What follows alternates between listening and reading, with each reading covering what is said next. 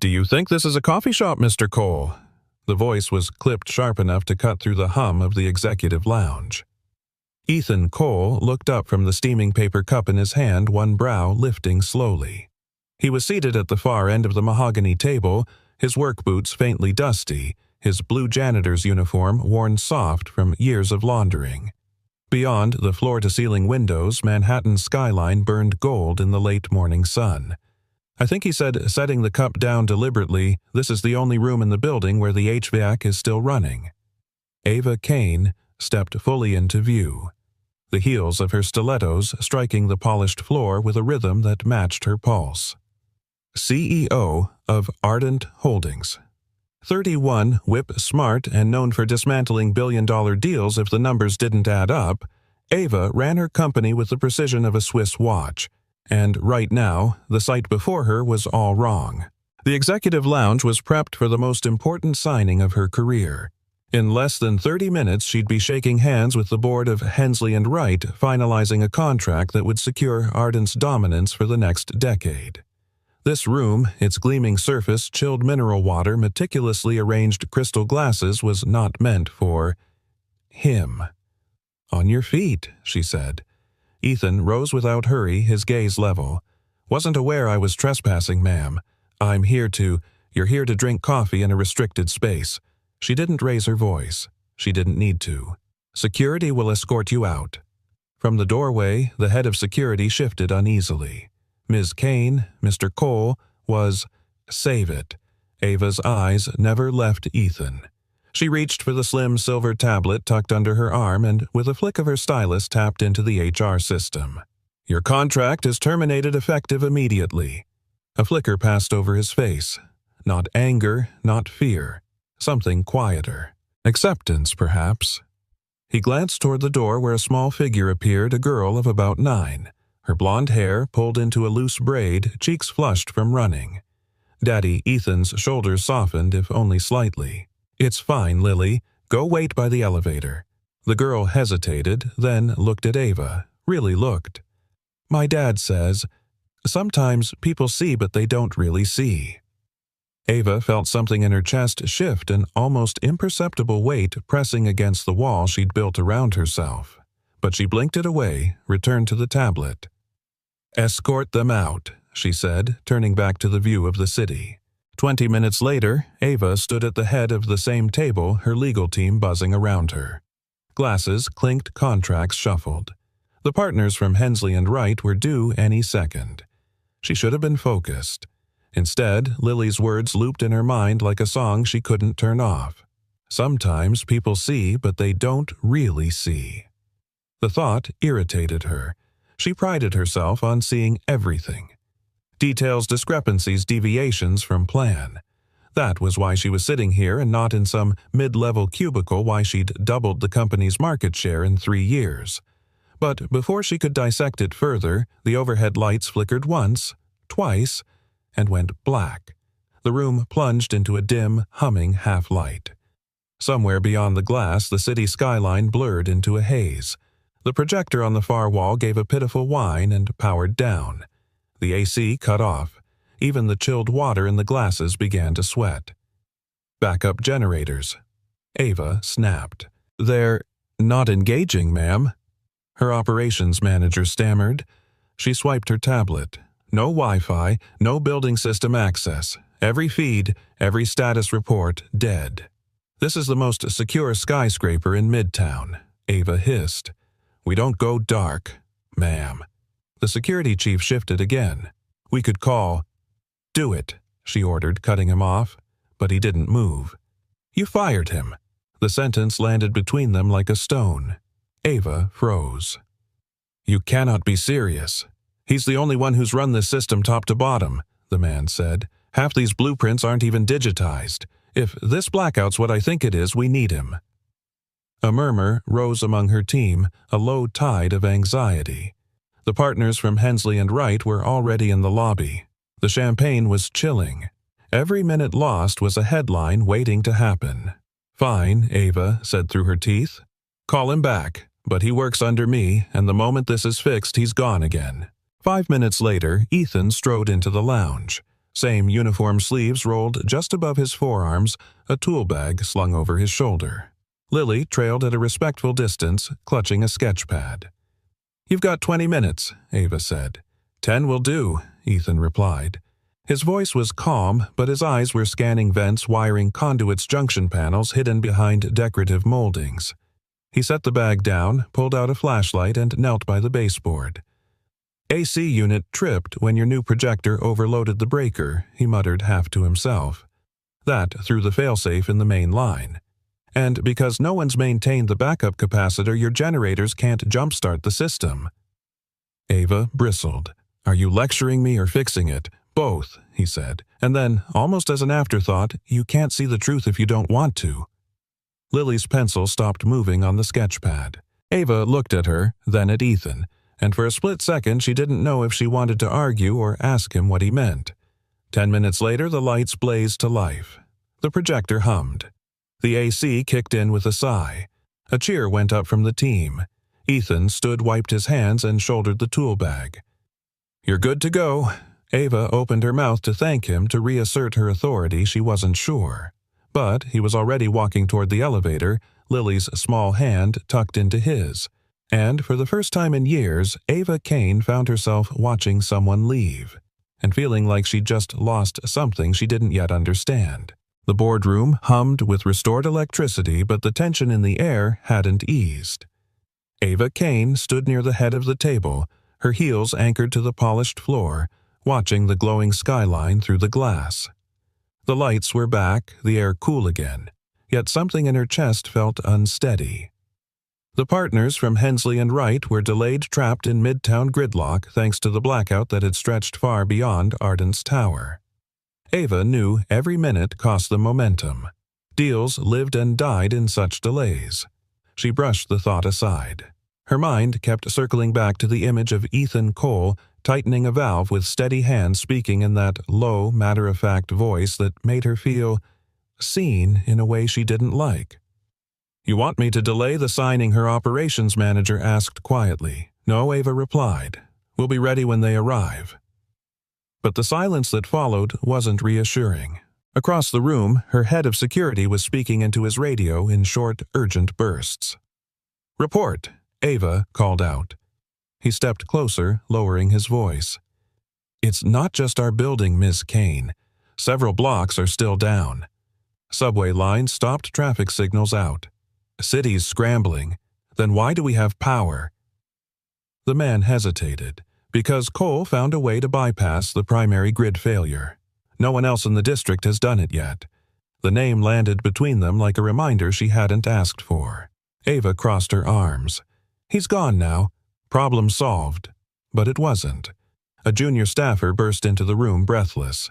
"Ms. Kane, maintenance just reported a pressure spike in the lower cooling system. The system's holding for now, but if it goes, it'll kill power to the data servers. We could lose everything mid-signing." Ava's pulse jumped.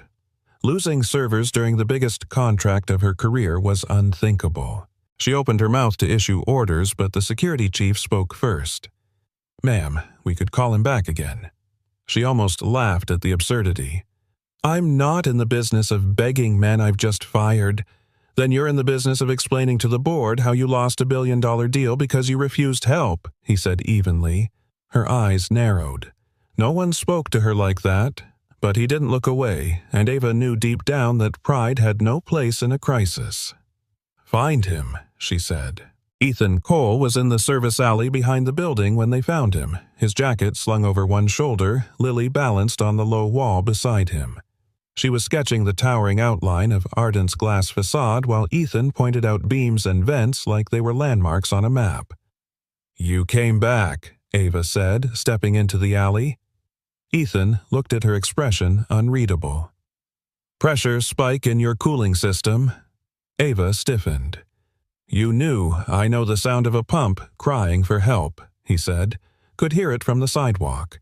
There was something about the way he said it, like he was talking about a living thing, not a machine, that unsettled her. She drew a breath.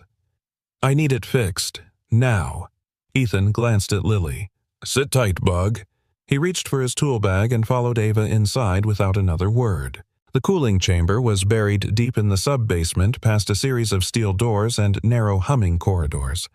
The air was damp, the scent of metal and ozone thick. Ethan moved like a man who knew the building's bones. "Your pressure valve's misaligned," he said, crouching beside a pipe. "Could have been that blackout surge." Ava crouched too, ignoring the protest of her designer dress. Why wasn't it caught during inspections? He shot her a look. "Because inspections check boxes. I listen." There was no arrogance in his tone, just a simple truth, and somehow that truth stung. "Hold this," he said, handing her a wrench. She hesitated. "I'm not?" "Neither am I," he said, and for a moment she wasn't sure if he meant a licensed technician or something else entirely. They worked in silence except for the steady hiss of escaping steam and the occasional metallic clink. Then Ethan spoke again, almost to himself. "You can rebuild a building 100 times, but you can't bring back trust once you've broken it." Ava didn't respond. She wasn't sure if he meant her the company or something older. With one final twist, the valve eased. The hiss softened, then stopped.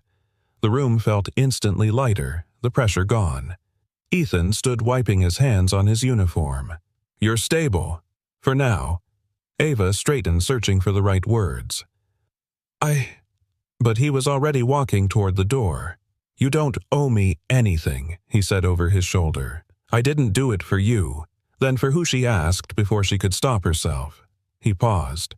"For the people upstairs who'll never know how close they came to sitting in the dark." And then he was gone. Back in the boardroom, the partners finally arrived full of apologies for the delay. Contracts were signed, champagne flowed, and flashbulbs popped. Ava smiled for the cameras, the picture of control and success. But as the reporters filed out, she found herself glancing toward the elevator bay. For the first time in her career, she felt the weight of something intangible, an unease that came not from failure, but from knowing someone else had held the city together while she was busy saving her deal. She didn't like owing anyone, least of all a man who had nothing to gain by helping her, and yet she knew she'd see him again. Rain slicked the streets of Midtown 2 nights later, the city's neon reflecting off puddles like molten glass. Inside Ardent Tower, the executive floor was quiet. Most had left early, still rattled from the blackout. Ava stayed behind, locked in her glass-walled office, the glow from her desk lamp spilling across stacks of contracts. Her pen paused mid-signature. That voice, steady, unhurried, kept playing in her mind. "I didn't do it for you." And Lily's small, clear tone from that first encounter. "Sometimes people see, but they don't really see." A soft knock broke her reverie. She looked up and froze. Ethan Cole stood at her doorway, damp from the rain, his uniform jacket slung over one arm. Lily peeked around his side, clutching her sketchpad like a shield. Ava set her pen down slowly. "You're not supposed to be here." "Yeah," Ethan said, stepping inside anyway. "But I'm here." Security should have stopped him. She should have ordered him out. But the words didn't come. Instead, why? "Because someone in your mailroom decided the service elevator is a shortcut to the front desk," he said, brushing rain from his sleeve. "You've got an electrical panel down there sparking like it's the 4th of July. I was walking Lily home from school. Thought I'd stop it before your building made the 6 o'clock news." Ava narrowed her eyes. "You just happened to be passing by." Ethan met her gaze without flinching. "Some messes you don't wait for an invitation to clean." Lily stepped forward, holding out her sketchpad. On the page was a child's drawing of Ardent Tower glowing yellow against a dark city. 2 tiny stick figures stood at the base, one tall, one small, both holding tool bags. Above them, in careful block letters, "Not all heroes wear suits." Ava's throat tightened. "That's thoughtful." Lily beamed. "Daddy says you're the boss of the building, but sometimes even bosses need help." Ethan cleared his throat. "We'll get out of your hair. Just thought you should know before that panel decides it's tired of holding back." She could have let him walk out again. Should have. But something about the night, the rain, the memory of sitting in that dim boardroom waiting for the lights to return, it pulled at her. "I'll walk with you," she heard herself say. The service elevator rattled as it descended. Ava, unused to the cramped space and faint hum of machinery, glanced sideways at Ethan. "You always know when something's about to break. Machines talk," he said. "They tell you when they're struggling. People do too. You just have to listen before they snap." The words landed heavier than she expected. "I listen to people all the time." He gave a small smile. "No, you hear them. That's different." The elevator doors opened to the basement. The smell of ozone and damp concrete hit instantly. Ethan knelt beside a panel, flipping his flashlight on.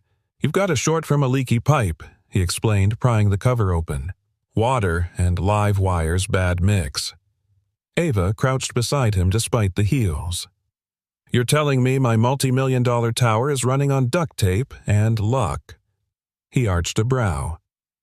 "Everything is, until you take care of it." For a moment, the hum of the building was the only sound. She watched his hands move, sure, precise, almost gentle as he adjusted the wiring. There was no wasted motion, no arrogance in his work. Finally, the faint buzz from the panel quieted. He shut it and stood. "Safe, for now."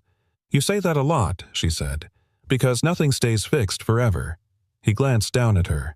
Not buildings, not people.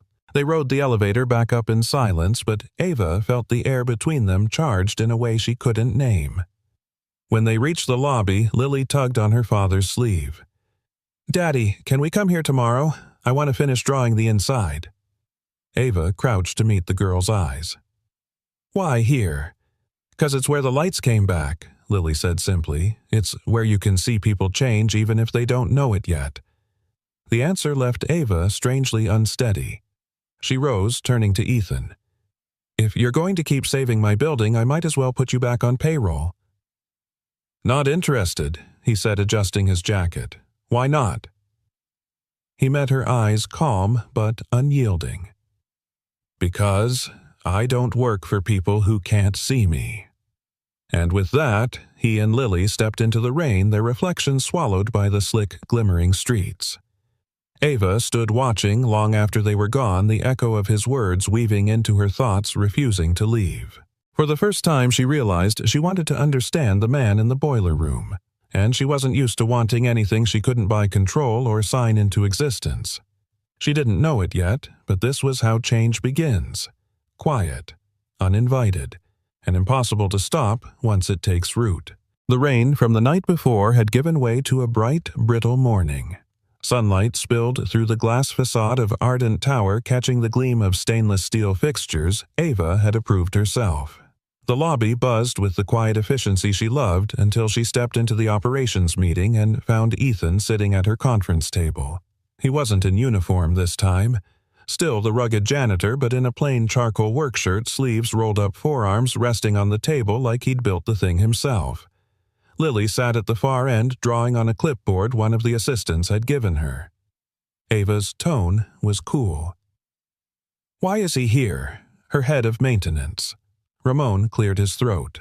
"Board's orders. If we're going ahead with the systems upgrade, Ethan's staying on as consultant. Knows the guts of the building better than any blueprint.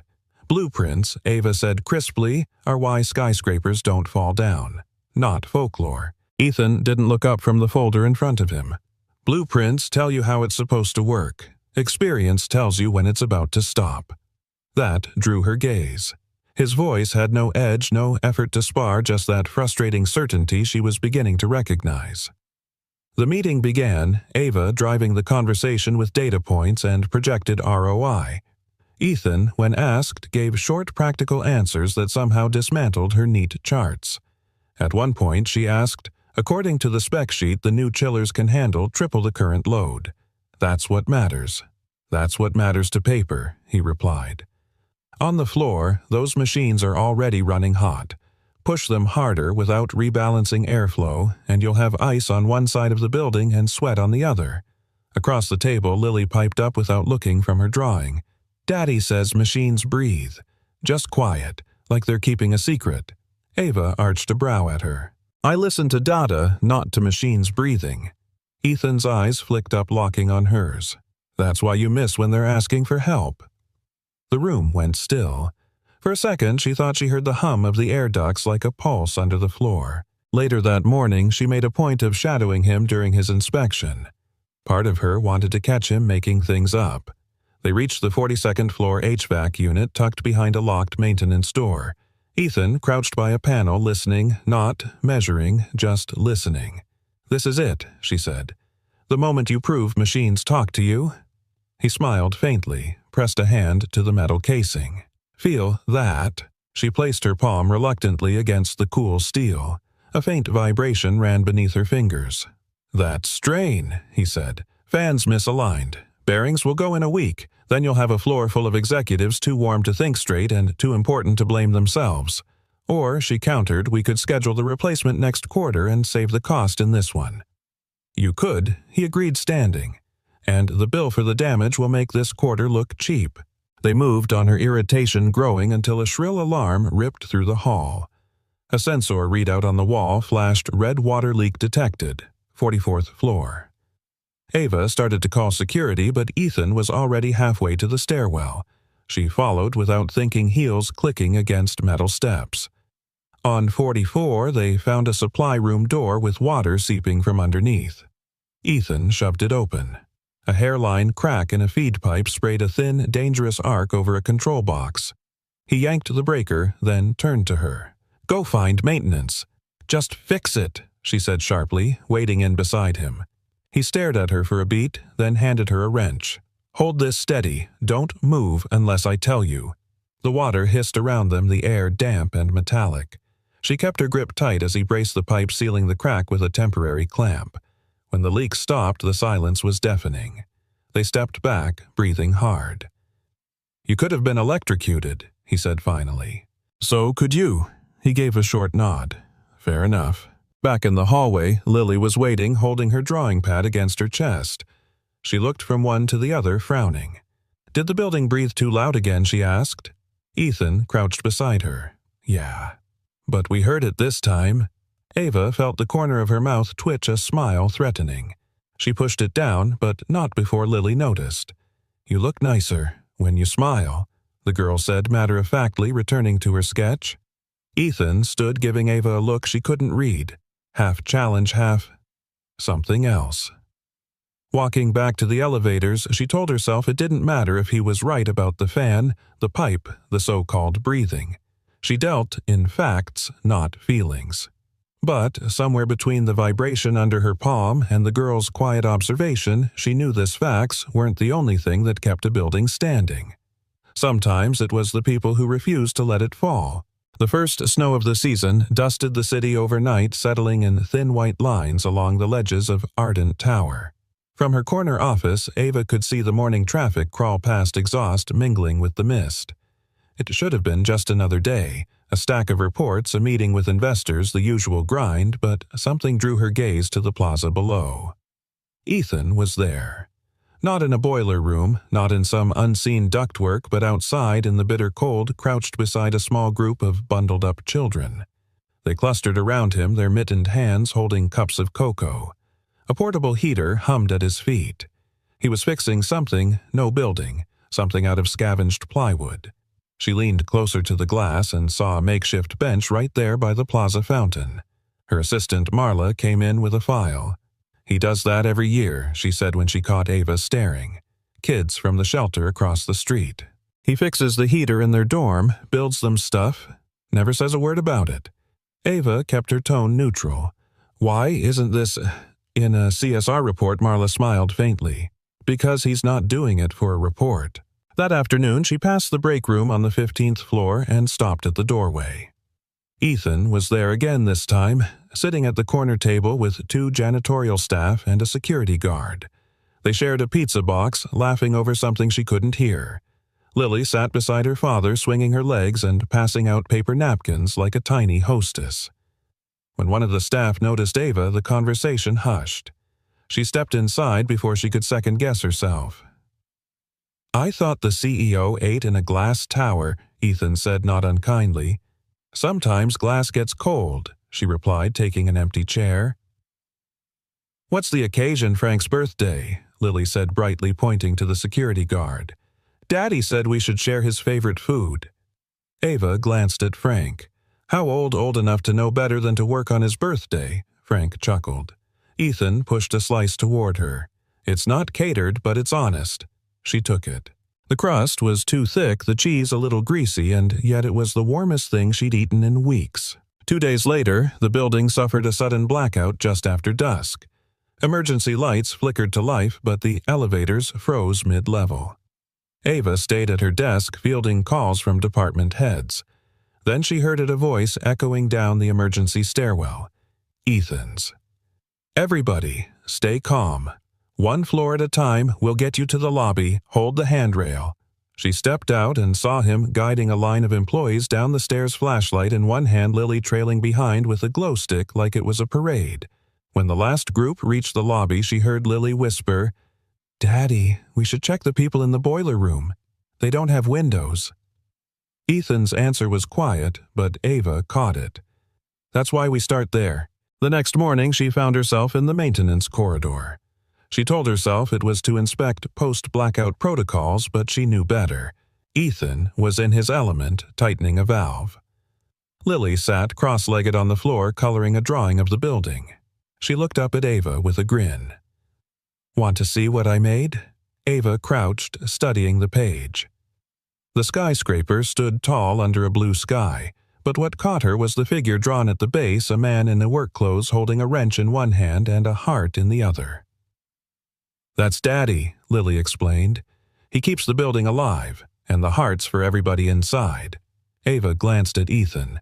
She always draws like that. Only when she's telling the truth, he said, eyes still on his work. That evening, Marla caught Ava watching the security feed of the lobby. On the screen, Ethan held the door for an elderly courier, taking the man's heavy bag as if it weighed nothing. No cameras on him, no audience, just an unthinking act of kindness. Marla hesitated, then asked, "He's always been this way. Does it bother you that much?" Ava didn't answer right away. Her instinct was to deny it, to call it irrelevant. But something in her chest refused to play along. "It doesn't bother me," she said finally. "It complicates things." The following weekend, she was working late when she heard laughter echoing from the plaza. She went to the window again. This time, it wasn't the bench or the cocoa. It was Ethan teaching a little boy how to spin a basketball on his finger. Lily clapping encouragement. The boy's mother stood nearby, cheeks pink in the cold. Ava didn't know her, but the gratitude in her smile was unmistakable. Ava stayed at the window long after they'd gone. She realized she was gripping the edge of the sill so tightly her knuckles ached. By Monday morning, the building was back to its usual rhythm. But Ava couldn't shake the accumulation of moments: the bench in the snow, the pizza in the break room, the blackout evacuation, the quiet way he carried weight that wasn't his to carry. In the boardroom, she caught herself asking a question she'd never asked before. Has anyone run numbers on community impact for these upgrades? The room went silent. Ramon's brow lifted slightly. Community impact. "Yes," she said, glancing at the empty chair Ethan had vacated earlier. "It matters." And though no one else in the room knew it, she could hear Lily's voice in her head. The heart's for everybody inside. The conference room smelled faintly of burnt coffee and expensive perfume. Floor-to-ceiling windows framed a gray Manhattan skyline, the kind that made the city feel both infinite and claustrophobic. Ava sat at the head of the long glass table, her expression a mask of calm authority. Across from her, a representative from Corvin Development slid a sleek folder toward her. "You give us the sub-basement technical floor," he said, "and we'll give Ardent Tower a $25 million injection. No strings beyond that." Ethan seated 2 chairs away as a technical consultant didn't even touch the folder. "There's always strings," he said. The man smirked. "It's underutilized space. We'll convert it into a data center. You'll hardly notice we're there. You'll notice when the heat and vibration from your servers compromise the building's environmental systems," Ethan replied, leaning forward. "And when the waste coolant runoff ends up in the storm drains." Ava shot him a look. "Mr. Carter, please." But Ethan didn't back down. "You can save the company today, Ava, but you'll cripple it for years. This isn't just about concrete and wires, it's about the people who breathe the air in this building every day." Her fingers tightened around her pen. You think I don't understand responsibility?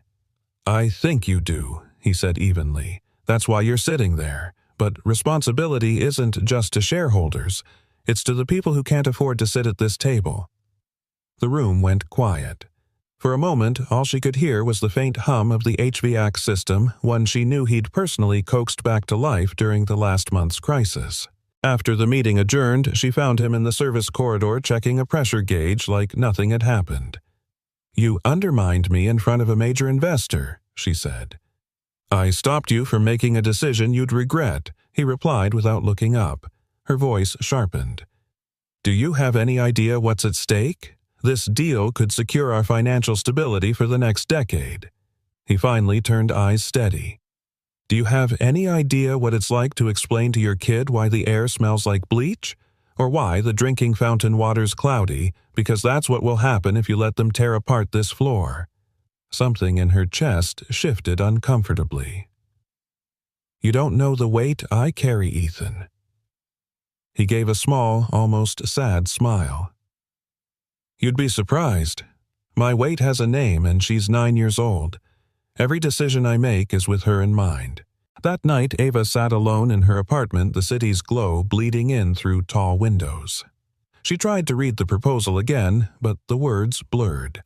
Every time she pictured the numbers 25 million investor confidence stability, she also saw Lily's drawing a man holding a wrench in one hand and a heart in the other.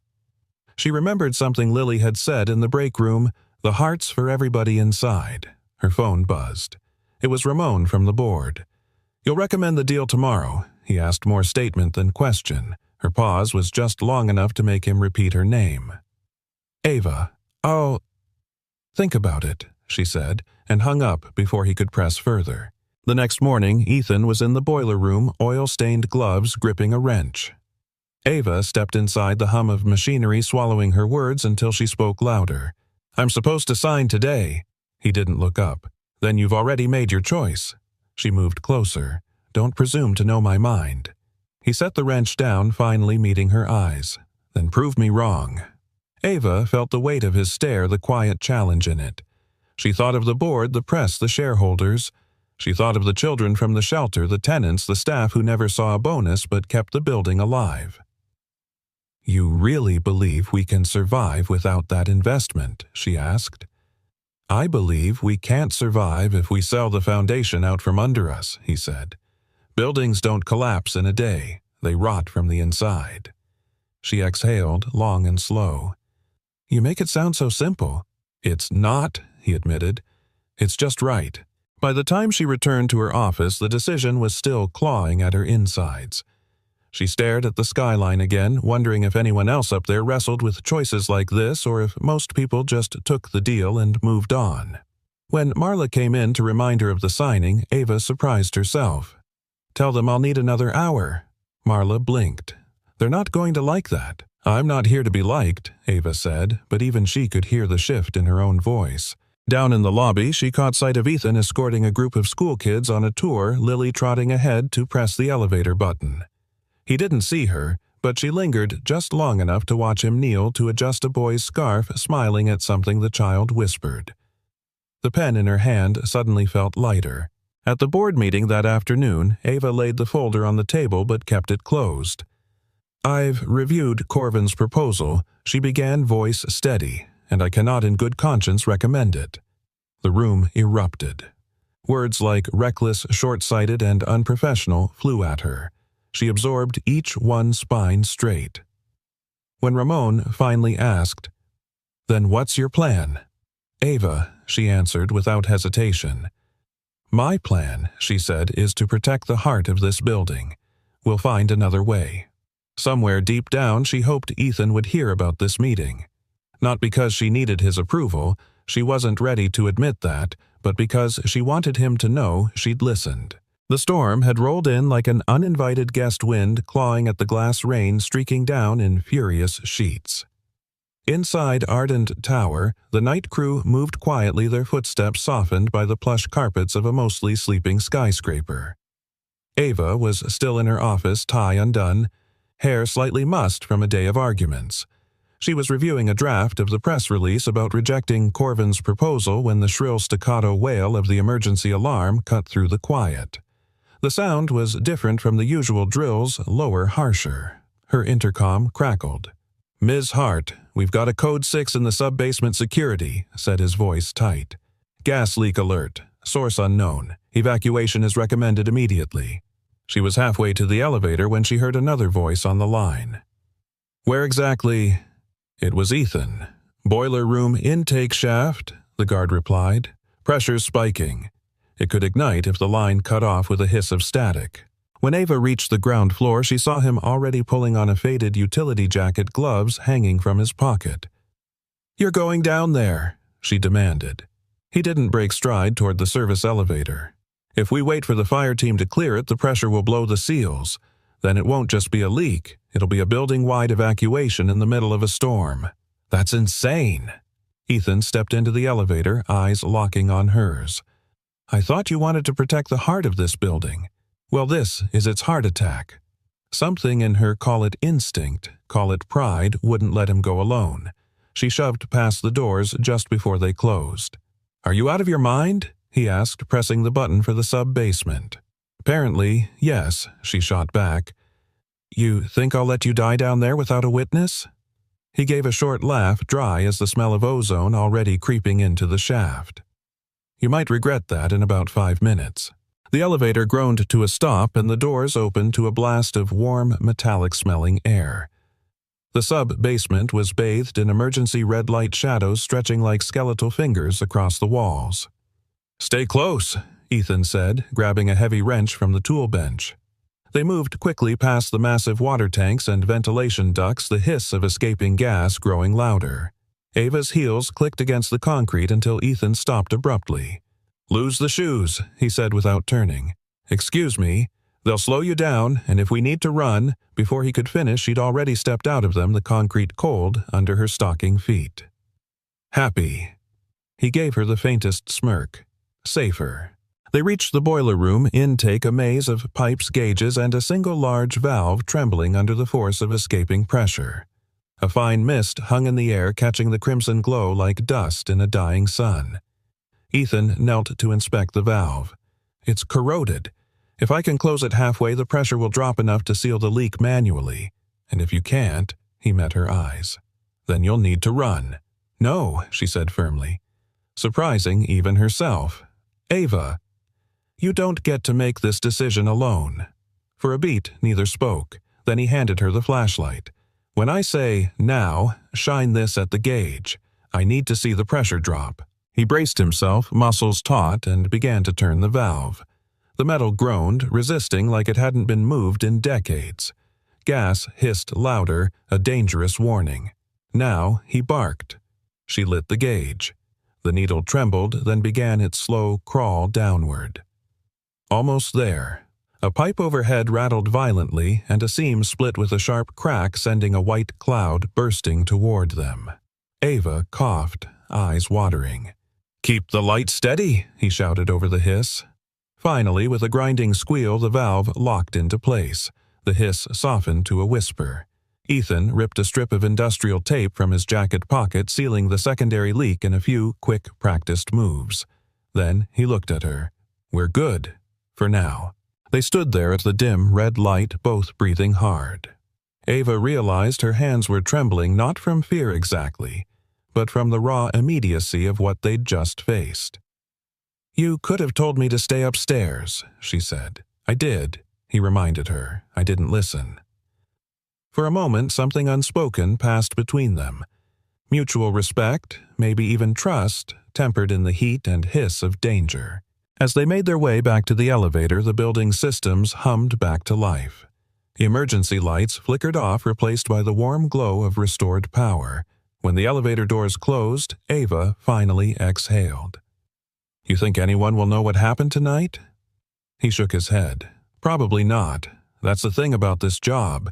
If you do it right, nobody notices. But they're safer because of it." She studied him, a man who had no title that matched his worth. Maybe it's time they did notice. He gave a small shrug as if it didn't matter, but she saw the flicker in his eyes. By the time they stepped into the lobby, the storm outside had calmed to a steady rain. The air in the building felt different, lighter. Ava glanced at him. "Thank you." Ethan just nodded as if that word was enough. She knew, without entirely understanding why, that this night would change the way she looked at him forever. The morning after the gas leak felt almost unnervingly calm. Sunlight spilled through Ava's office windows, golden and clean, as if the city had been washed overnight. But inside her chest a different kind of storm was brewing. She hadn't slept much. The hiss of the gas, the metallic taste in the air, Ethan's steady voice in the boiler room, it all kept replaying. She'd gone down there thinking she was proving something. But it was he who had proved something to her. Her phone buzzed. A calendar reminder, 9:00 a.m. Corvin, contract signing. She stared at the words for a long moment, her reflection faint in the glass of the screen. And then she picked it up and pressed a single button. "Cancel it," she told her assistant. A pause. "All of it? Yes. And tell PR to hold all statements until I speak to the board myself." By mid-morning, the boardroom was filled with restless energy. The Corvan executives sat on one side, slick suits and forced smiles. The ardent board members on the other, eyes darting between Ava and the clock. When she walked in, the murmurs quieted. "We're not moving forward with this agreement?" Ava began, her voice steady but her pulse racing. A low murmur swept through the room. "This building is more than steal and profit margins," she continued. "What happened last night in our sub-basement was a warning.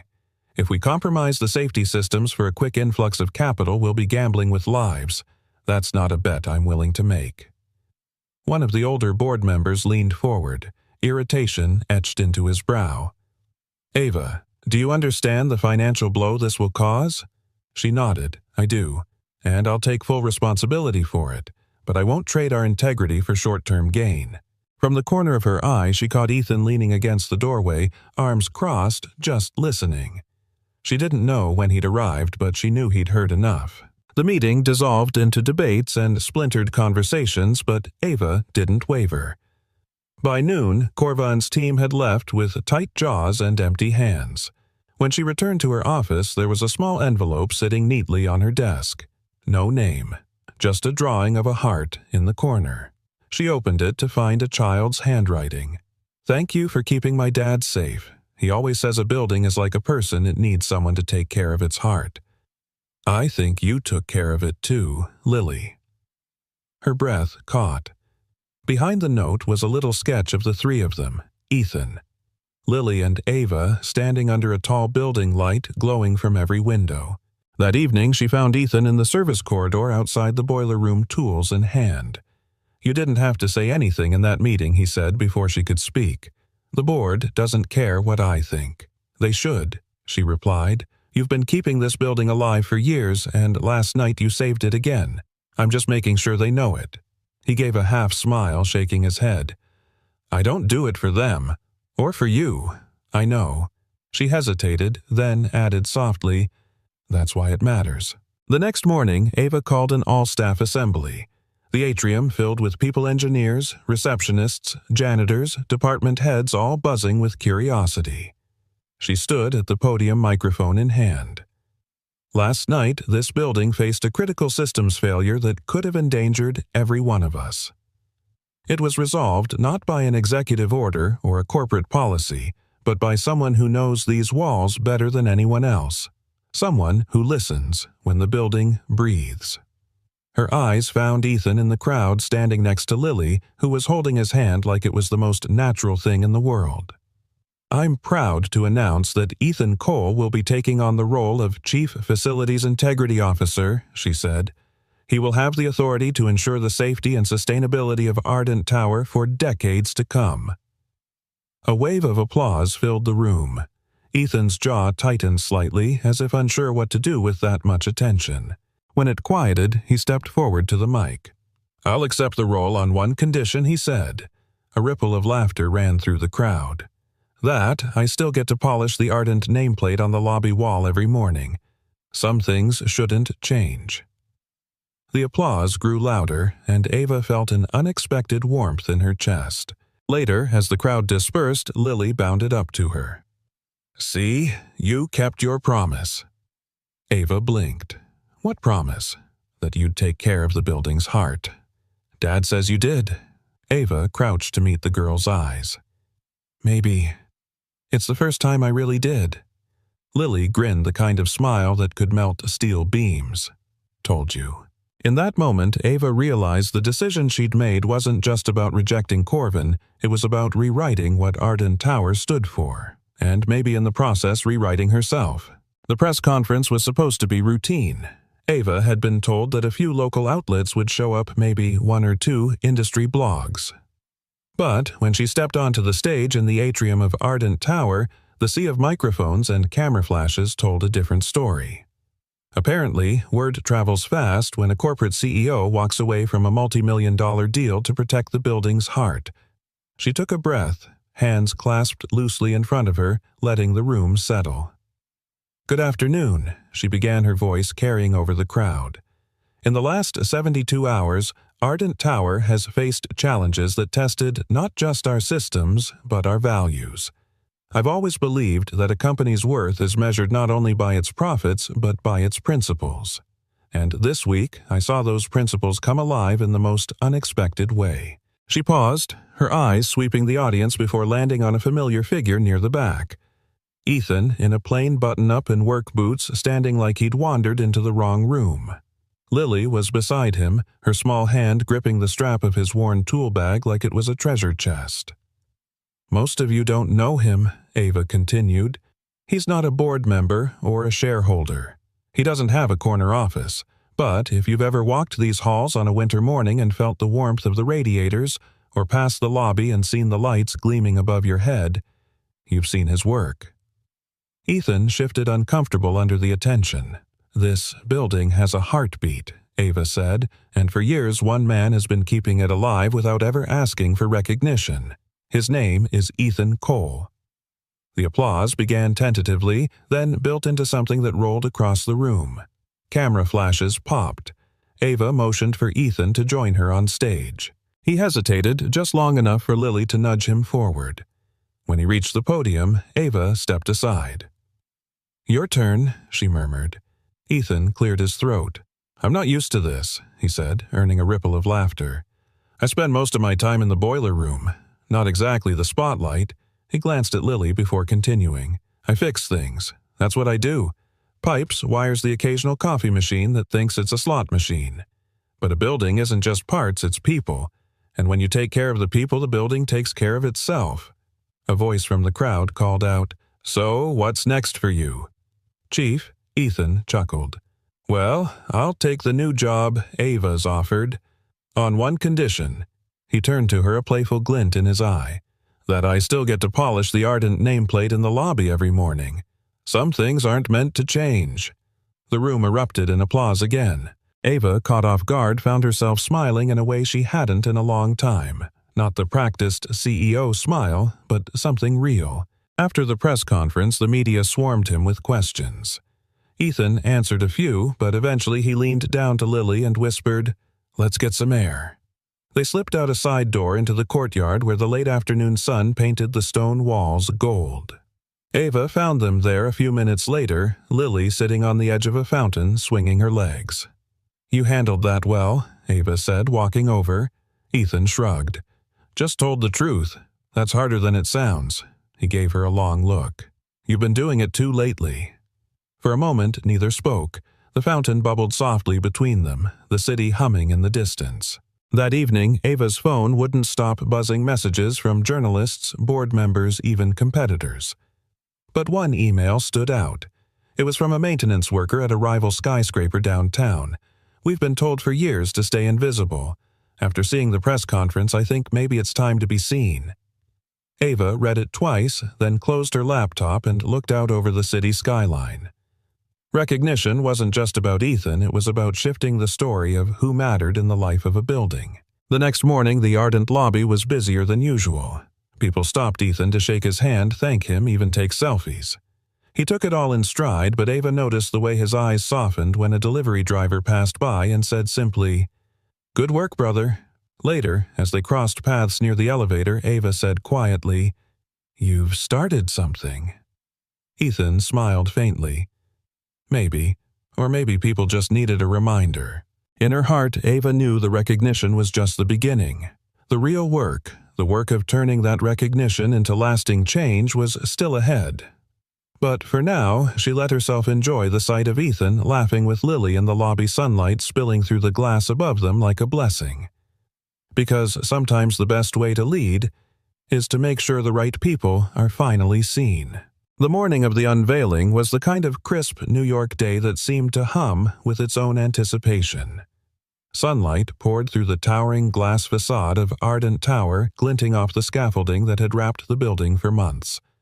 Now, for the first time, the tarps were coming down.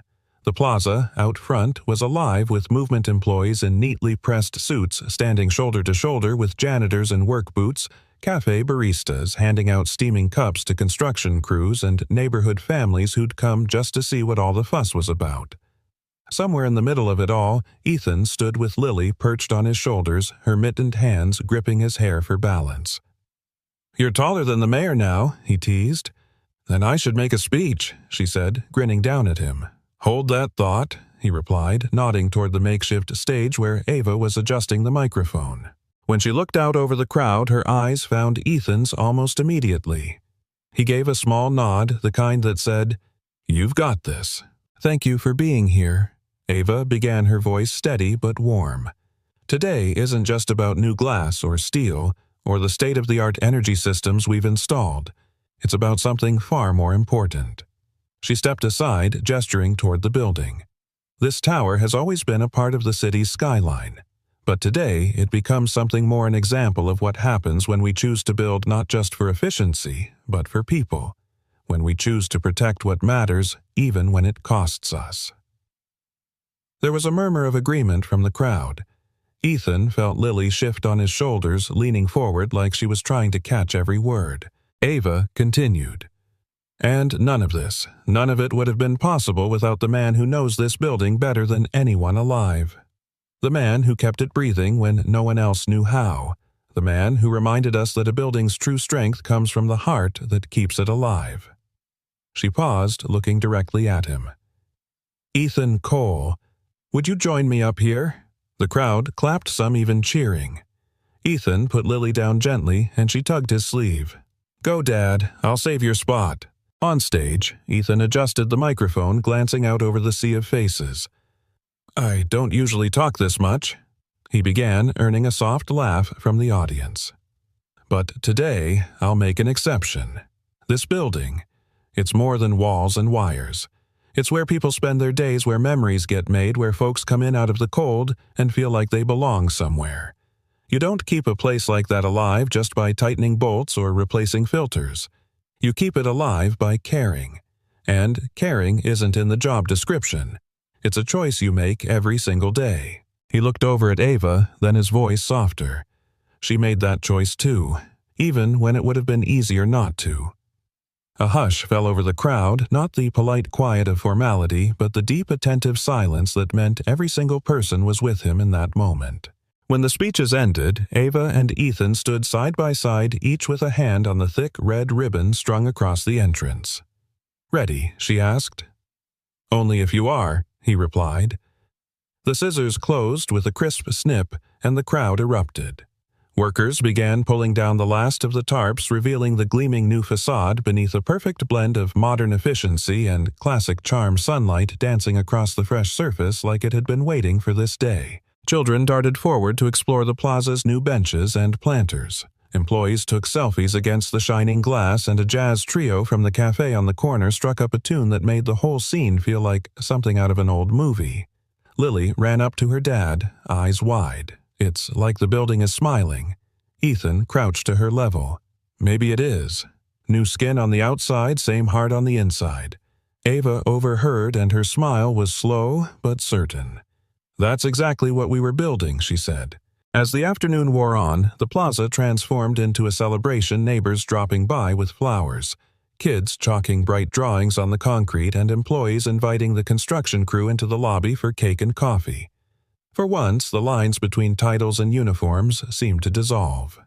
The CEO laughed with the janitor, the architect danced with the barista, and for a few precious hours, everyone belonged in the same story. Standing near the entrance, Ethan looked up at the building, its polished surface reflecting the city around it.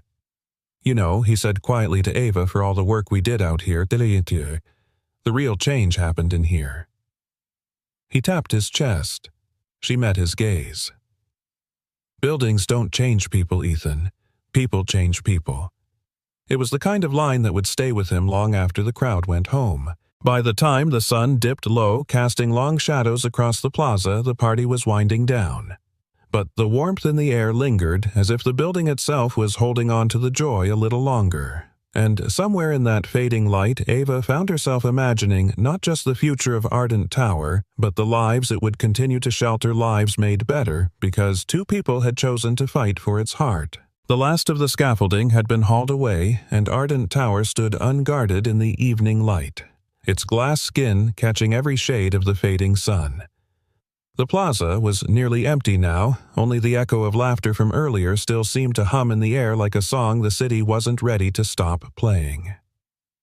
Ethan, Ava, and Lily walked together down the quiet street, their steps unhurried.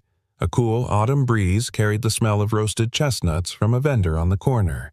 Lily skipped ahead a few paces, her pink scarf fluttering like a banner, but she kept glancing back to make sure they were close. For the first time in months, neither Ava nor Ethan felt the weight of looming deadlines or fragile truces. Tonight was not about battles won or losses avoided.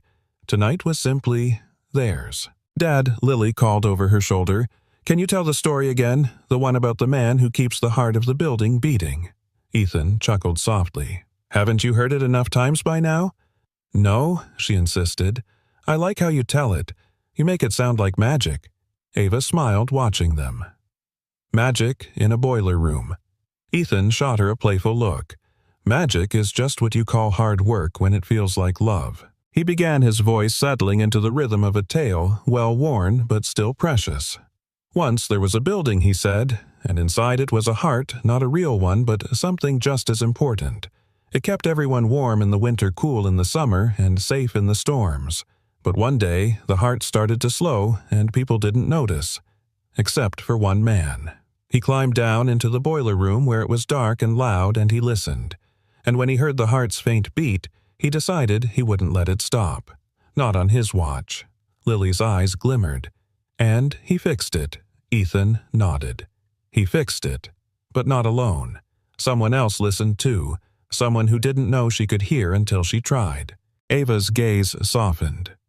"Sounds like she was late to the story. Maybe Ethan said, but she got there in time to help." Lily grinned between them like she knew more than either of them would admit.